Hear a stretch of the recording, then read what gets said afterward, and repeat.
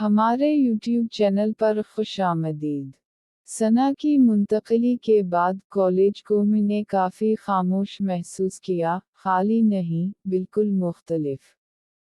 राहदारी में अभी भी ऊंची आवाज़ थी, क्लासरूम अभी भी भरा हुआ था, लेकिन मैंने जो सुकून एक बार लिया था उसे लगता था कि इसके साथ चला गया है।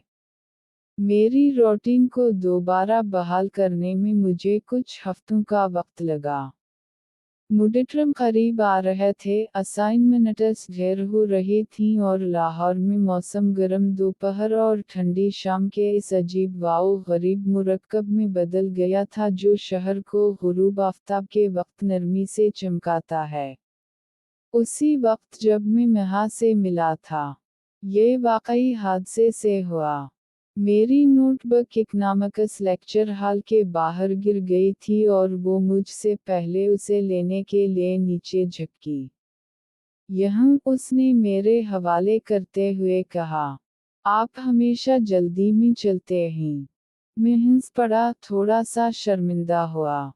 हाँ, जब मैं क्लास के लिए देर करता हूँ तो मैं दुनिया को भूल जाता हूँ। वो मुस्कुराई, पुरसुकून पर एतमाद मुस्कुराहट। उसकी इस कसम की मौजूदगी थी जिसने कोशिश किए बगैर तवज्जो मबजूल करवाई। ऊंची आवाज में नहीं, शर्म नहीं, सिर्फ मुतवाज़िन, जैसे वो बिल्कुल जानती थी कि वो कौन है। अगले कुछ दिनों में मुझे एहसास हुआ कि वो क्लास में मुझसे 2 कतारें बैठती है।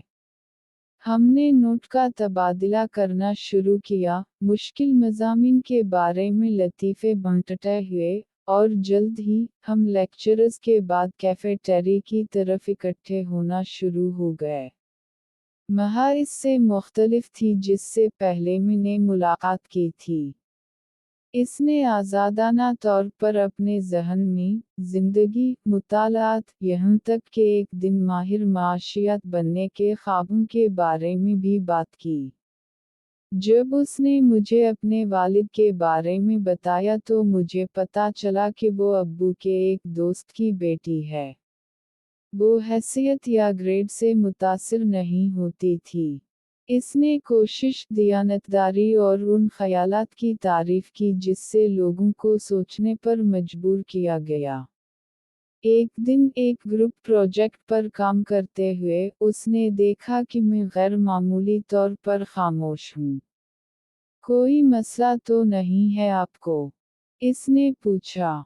मैं सिर्फ थका हुआ हूँ, मैंने कहा। साबिका हफ्ता तवील रहा है।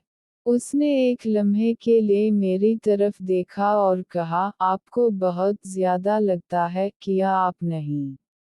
आप हमेशा अपने सर के अंदर कहीं मौजूद हैं। मैं मुस्कुराया। मुझे लगता है कि ये एक आदत है। ठीक है, उसने हल्के से कहा, आदत बदल सकती हैं। यहाँ आने की कोशिश करें अब। जिंदगी कलरी पले जारी रखने के लिए बहुत मुख्तसर है। वो जुमला इतना आसान, ऐसा महसूस हुआ जैसे मुझे सुनने की ज़रूरत है। खैर मेरी अदम तवज्जो देखकर उसने काम रोक दिया। हमें अगले दिन तक वो प्रोजेक्ट मुकम्मल करना था। मैंने इसे कहा कि आप अपने वालिद से इजाज़त लेकर मेरे घर चलें, हम वहाँ प्रोजेक्ट मुकम्मल कर लेंगे।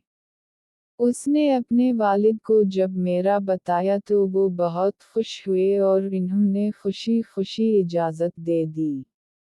मैं इसे लेकर घर पहुंचा तो अम्मी उस वक्त मामू के घर गई हुई थीं। मेरे ज़हन में शैतानी आइडिया आया। मैं खाना खाने के बाद उसे अपने रूम में ले गया जहां हमने प्रोजेक्ट पर काम किया। काम के दौरान मैंने फ्रेंच वाला काम शुरू किया तो वो हैरान हुई और मुझे रोक दिया। मजू इसकी मुज़ाहमत के बावजूद अपने काम में लगा रहा।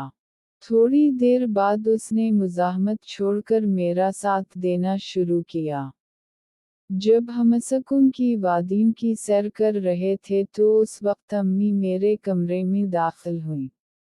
वो मुझसे नाराज़ हुईं और माहा के बारे में पूछा। मी ने इसका तारुफ कराया कि वो शफीक अंकल की बेटी है और हम दोनों एक दूसरे से मोहब्बत करते हैं। ये झूठ मी ने आने वाले अजाब को रोकने के लिए बोला था। माहा हैरानी से मेरी तरफ देख रही थी। अम्मी ने इससे पूछा, बेटा अरहम सही कह रहा है? इसने बेयकीनी में सर हिलाया। अम्मी ने उसे प्यार से समझाया कि इस तरह की मुलाकात अच्छी नहीं होती। आप अपने घर जाओ, मैं आपके वालिदैन से बात कर लूंगी। अम्मी ने अब्बू से बात की और माहा का हाथ मेरे लिए इसके वालिदैन से मांगा। वो बहुत खुश थे और मी ने भी माहा को प्रपोज कर लिया था। इन्होंने हमारी मंगनी का प्लान बनाया, लेकिन अम्मी ने कहा, हम उन दोनों की शादी करना चाहते हैं। वो हैरान हो गए। इसकी अम्मी ने कहा, भाभी अभी तो बच्चे पढ़ा रहे हैं। अम्मी ने कहा, ये दोनों बालिग हैं और हमें कौन सा पैसों की कमी है। मैं आपसे इल्तमास करती हूँ कि माहा और अरहम की शादी जल्द अज जल्द होनी चाहिए। अम्मी की बात सुनकर वो मान गए। सेमेस्टर के ख़त्म होने के बाद हमारी शादी करा दी गई। शादी की पहली रात मुझे जो सुकून और मोहब्बत मिली वो मुझे आज तक मैसर नहीं हुई थी। नाज़रीन, ये थी मेरी कहानी, एक बिगड़े रईसज़ादे की कहानी जिसने अपने सुकून के लिए ना जाने कितने लोगों को इस्तेमाल किया। लेकिन शादी के बाद मैंने माहा को सच्ची मोहब्बत दी और हम हंसी खुशी रहने लगे। उम्मीद है मेरी कहानी आपको पसंद आएगी। मज़ीद ऐसी सच्ची दास्तानें सुनने के लिए दास्तान मोहब्बत को सब्सक्राइब करें और घंटा के निशान को दबाएं ताकि हर आने वाली कहानी आपको बरवक्त मिल सके। शुक्रिया।